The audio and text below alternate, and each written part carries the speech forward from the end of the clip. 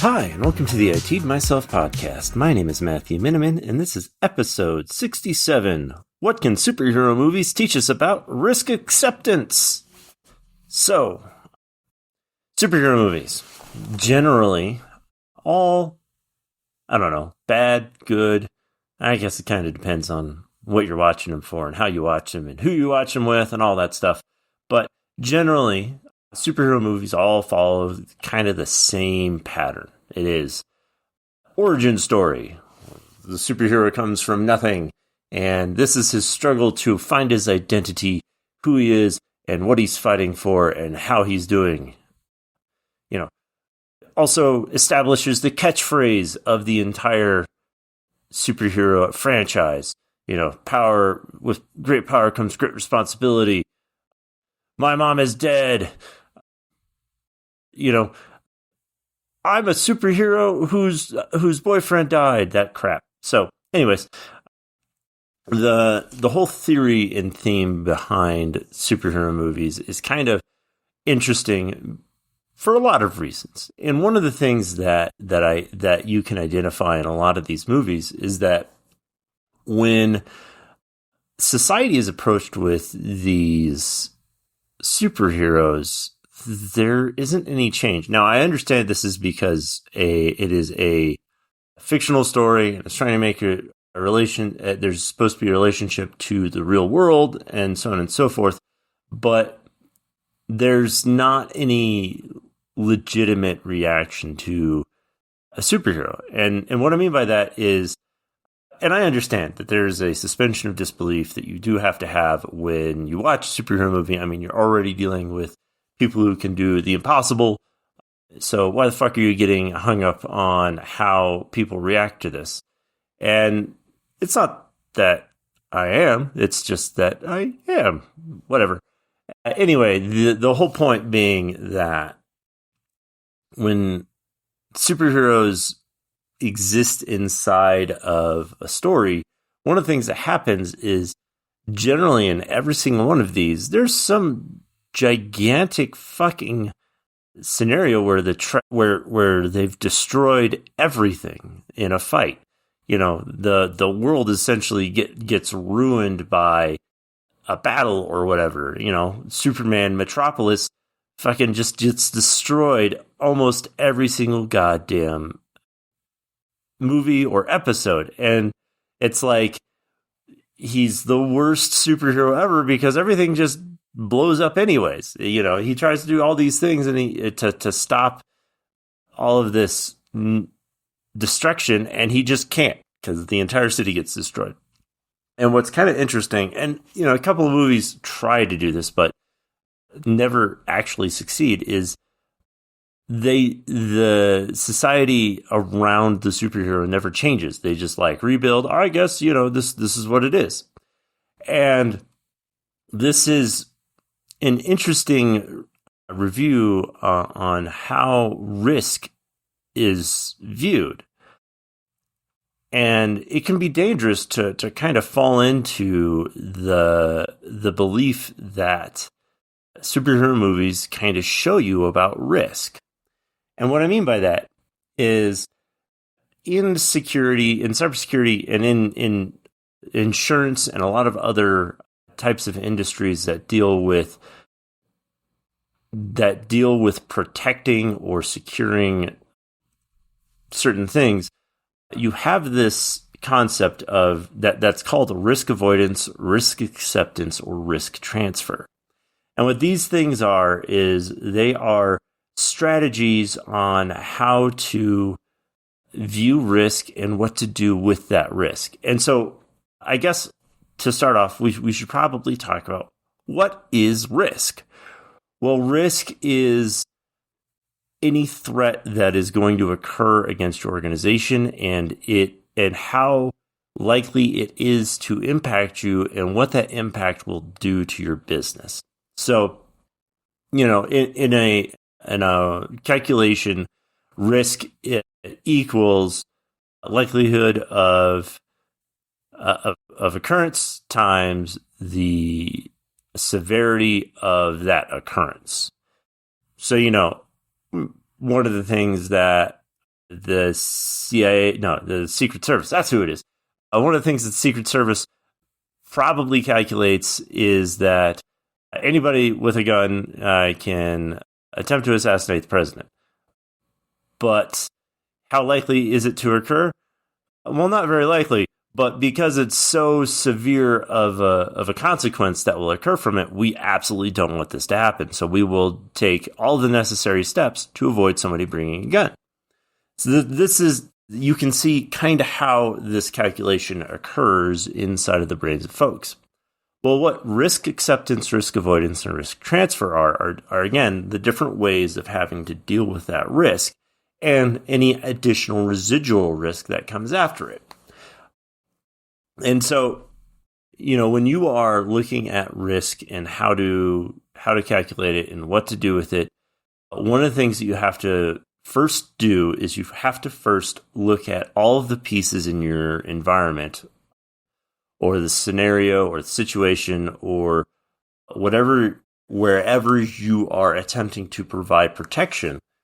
You need to look at what the affected or potentially affected systems are going to be. And so when you are looking at risk acceptance, risk avoidance, and risk transfer, one of the things that you need to kind of understand is how important is each piece to the operation or continued success or whatever. How will this affect the mission? How will this affect my goals? How will this affect the values, whatever, however you're trying to measure it against your organization. And so when you're looking at these pieces of your organization or the scenario or the environment, you need to look at what is an acceptable loss and what is not an acceptable loss. What things do we need to protect? Basically, what you're trying to do is identify the most important things to protect and provide a justification around that. And this is basically performing a business assessment on your own internal systems. And you want this assessment to basically know where your greatest risk lies. Like where in your organization does your risk lie, or where can it lie? And when you are building strategies for recovery and business continuity, you need to identify all this stuff first. So this is all part of the whole thing, like the whole structure of risk and business continuity and all of that. This is part of the whole same structure of that. So anyways, after you identify these systems and what systems you need to protect, absolutely, then you can start defining what risks there are to those systems. And some of your risks will be spelled out for you, and some of them won't. You'll have to kind of understand what your risks are. And so what I mean by that is some of your risks with like software and computers and things like that, one of the things you will have for risk being spelled out for you are vulnerabilities. That's where your risk is kind of established in front of you. And that's why there's a CVSS score, EPSS. That's why that's there. So you can identify those systems and identify the risk based on the score that's being given to you. You get to identify how severe or critical a vulnerability is to your organization and what the priority of addressing that is. And so when you are attempting to build out this identification of these systems and then build out what your risk is to these systems, what you're trying to do is you're trying to understand exactly how they can be attacked. Again, that's spelled out for you in vulnerabilities, but for other things like,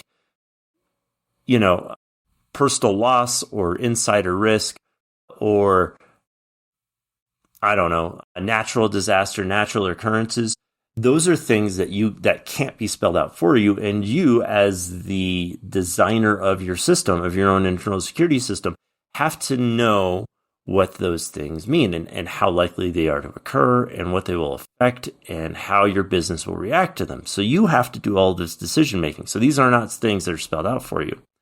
So for instance, one of the things that might happen is if you live in Florida, you might have hurricanes. And this is something that you will have to take into account for your business and for the risk to your systems on a pretty regular basis, because you know that by virtue of living in Florida, that you are going to have to deal with a hurricane one way or another. Just like, in Colorado, I'm going to have to worry about there being snowstorms. At some point, there's going to be a snowstorm. I know that's going to affect our ability to reach our buildings, reach our customers, reach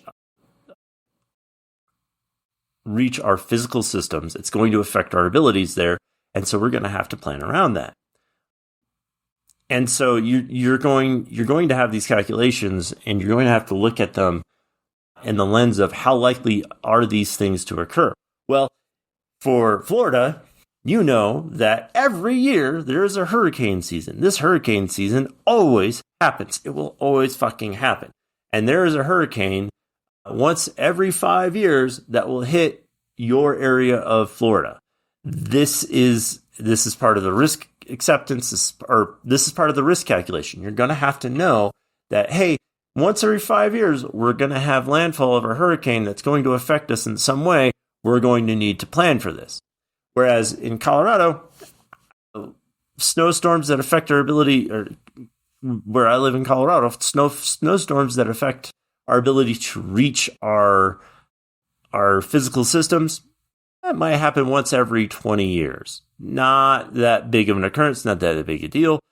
We're going to be able to plan around that occasion, and it's probably not very likely to happen. Same thing with things like earthquakes or volcanoes or shit like that. They are things that they are instances which you should take into account, but may not necessarily be something that you need to plan for on a regular basis. So anyways, as you are looking at all of these things, their likeliness to occur is part of the calculation into what you look into your planning mechanisms and how you are going to identify the risk involved. And so when you then plan for how to handle that, what you're attempting to do is you're attempting to identify and kind of peel off some of the risk that is inherent with doing business with that specific type of environment or device or whatever. And you're attempting to create a way to reduce the risk. And that's the biggest thing, is you're attempting to reduce the risk. Now there are strategies to reducing, mitigating, or remediating risk. And this can be demonstrated by, like I said at the top, the three things: risk acceptance, risk avoidance, and risk transfer. And so risk acceptance is the policy of, this is the cost of doing business. This is what it's going to take us to do business. And as an example, one of the things that you might have is if you are running a convenience store, part of your risk acceptance is we are going to be affected by shoplifting. It's just, in order to do business, we are probably going to be affected by shoplifting. Unless we lock everything behind a cabinet, we are going to be affected by shoplifting. It's just a thing. It's the cost of doing business. Risk avoidance is the concept of removing the ability for the source of risk to occur. And so, for instance, in a physical system like with the Secret Service protecting the president, they might have the president travel up a specific path to avoid being exposed to line of sight from a neighboring building, or so on and so forth. Another example of risk avoidance is remediating a vulnerability by removing the ability for that vulnerability to exist. As a direct example, you remove the ability for your SSH port from being accessible over the internet. That is risk avoidance. And then risk transfer. This one's one of the harder ones to kind of conceptualize for a lot of folk. And that is, this is the transfer of responsibility of risk to another platform or another person or another mechanism. And so risk transfer generally involves some sort of other service or vendor who is providing that protection or that risk transfer. So for instance, if I am planning my cybersecurity response or cybersecurity policy, I'm going to have cybersecurity insurance. I'm going to be insured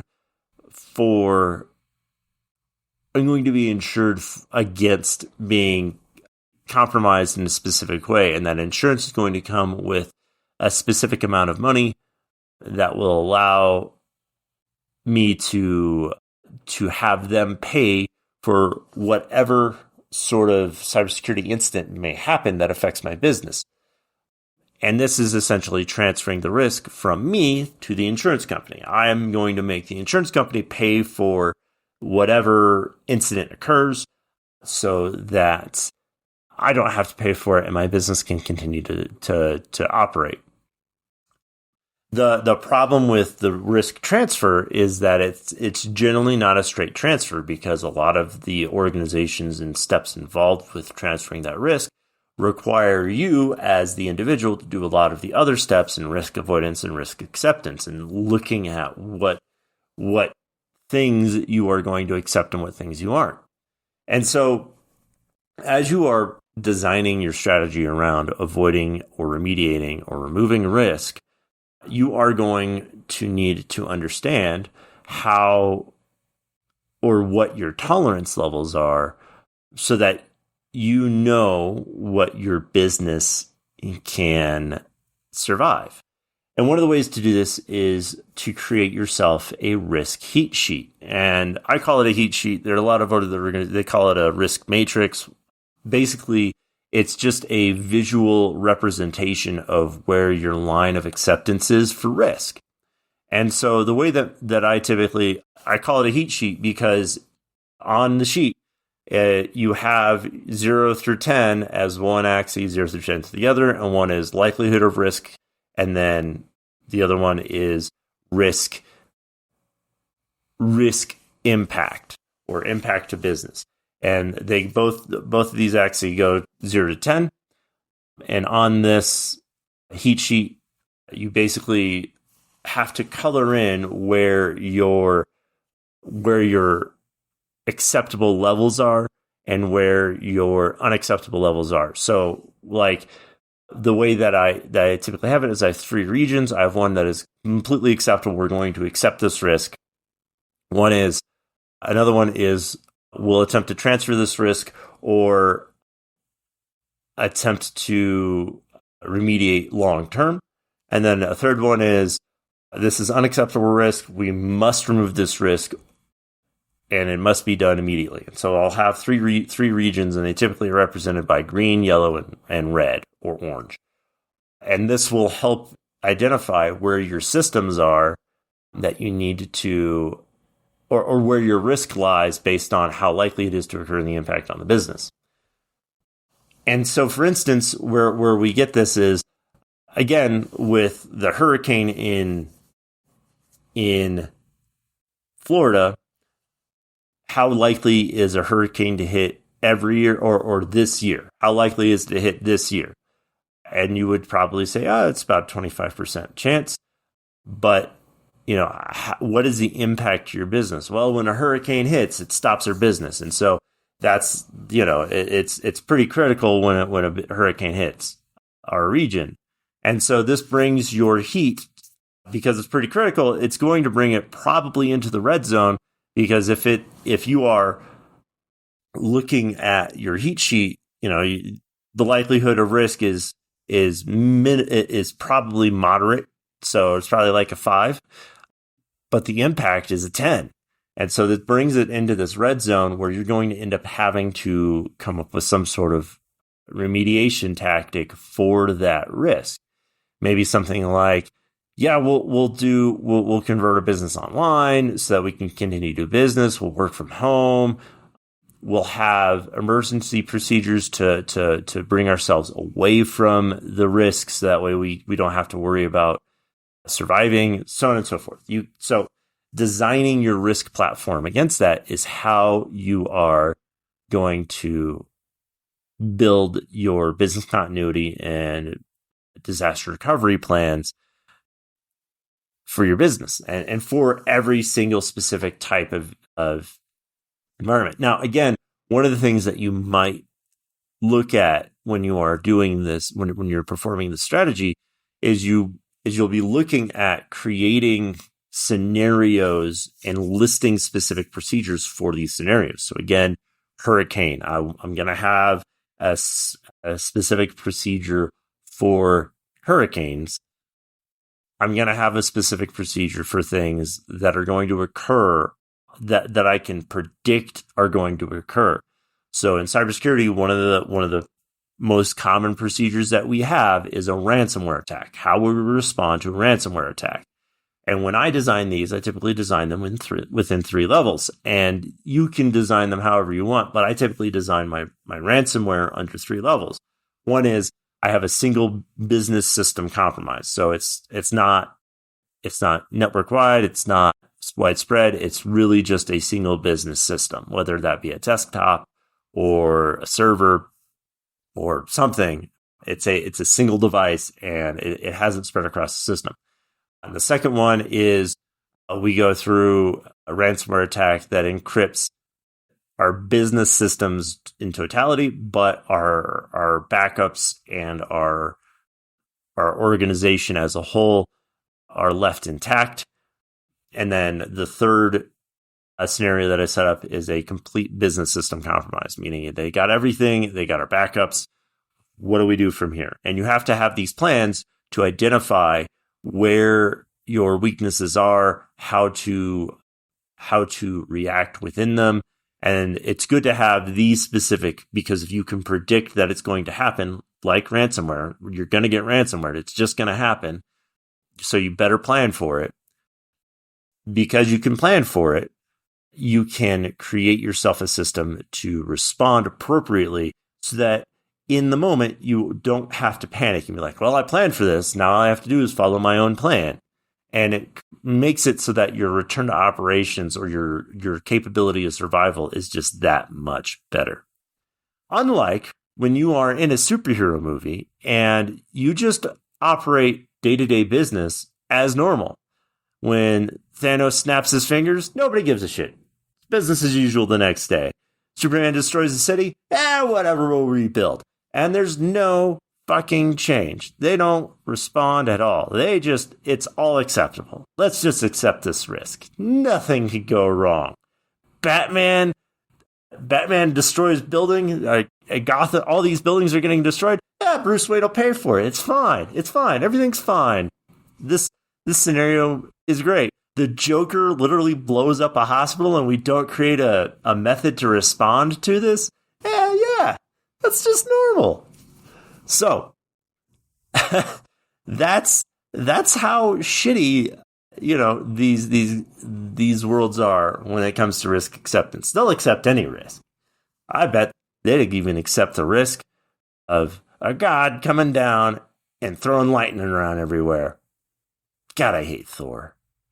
Anyway, Chris Hemsworth, eat a dick. And everybody else, have a great day.